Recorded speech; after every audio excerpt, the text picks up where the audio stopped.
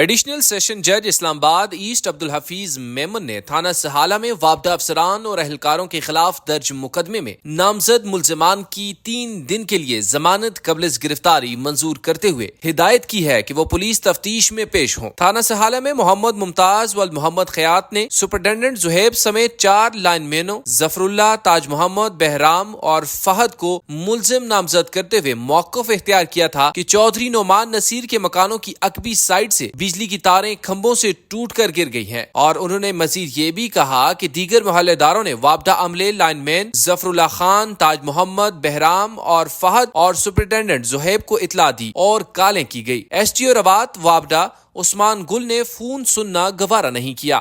اس دوران کھیت میں موجود میری 2 بھینسیں جو بجلی کی تاروں سے ٹکرا کر کرنٹ لگنے سے موقع پر مر گئی، جو کہ محکمہ وابدہ کے اہلکاروں ظفر اور دیگر اور ایس ٹی او وابدہ کی غفلت اور لاپرواہی کا نتیجہ سامنے آیا ہے۔ مقدمے کے اندراج کے بعد گزشتہ روز ظفر اللہ خان، محمد عظیم زرداری، عثمان جاوید گل، محمد فہد اور تاج ایم خان نے عدالت سے رجوع کرتے ہوئے درخواست ضمانت قبل از گرفتاری دائر کی ہے۔ فاضل عدالت نے 3 دن کے لیے ضمانت قبل از گرفتاری منظور کرتے ہوئے ملزمان کو پولیس کی تفتیش میں شامل ہونے کا حکم دیا ہے۔ ادھر اہل علاقہ کا دعویٰ ہے کہ ظفر اور تاج وغیرہ اپنے اثر و رسوخ کے باعث عرصہ دراز سے ایک ہی جگہ پر تعینات ہیں۔ دونوں پیسے لیے بغیر کوئی کام نہیں کرتے۔ اگر کوئی واقعہ ہو جائے تو انہیں دفتر سے خود پک اینڈ ڈراپ کرنا پڑتا ہے۔ اہل علاقہ کا کہنا ہے کہ ملزمان کے خلاف مقدمہ درج ہو چکا ہے اور چیئرمین آئس کو انہیں معطل کریں تاکہ شفاف انکوائری ہو سکے۔ جب تک یہ سیٹوں پر ہیں، شفاف تحقیقات ممکن نہیں۔